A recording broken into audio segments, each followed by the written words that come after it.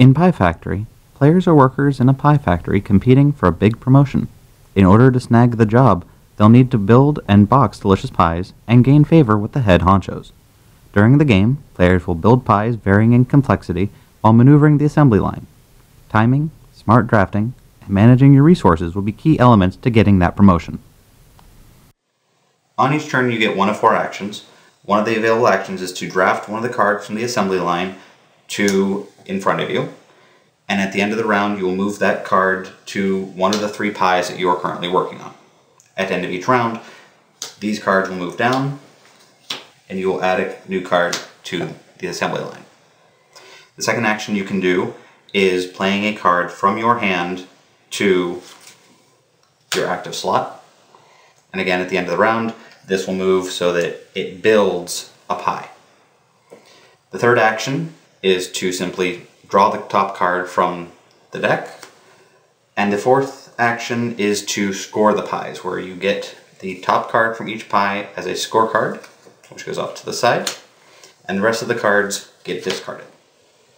When you box the pies to gain points, you can take any or all of the top cards from each pie and score them. So for example, I'll take the pumpkin, which will score me 2 points, I'll take the meringue, which will score me 5, and I lose the other 3 cards that I have there.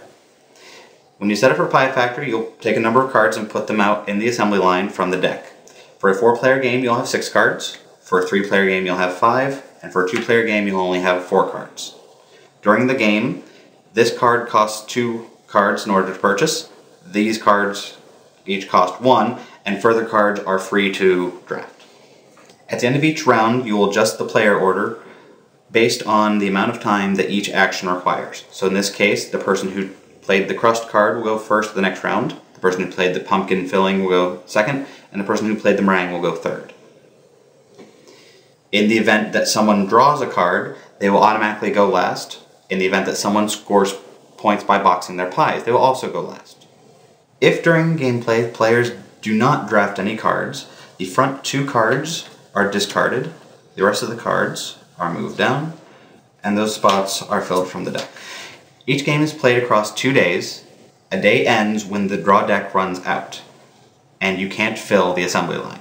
So for example, if during a round one player drafted this crust for free, and another player drafted this meringue for 1 card, at the end of the round, these cards would move down, this card would fill this space, and the day would be ended because there are no cards to fill this space. In that event, you shuffle the discard from all of the scored pies, place it down, and continue filling.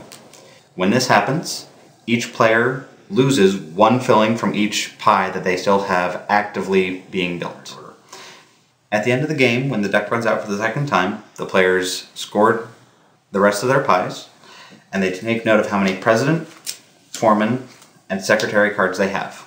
The person with the most president cards will get 5 bonus points, the person with the most foreman will get 4 points, and the person with the most secretary cards will get 3 points. The person who scores the grandma card can use one of their president cards as either a foreman or a secretary card to help gain that bonus.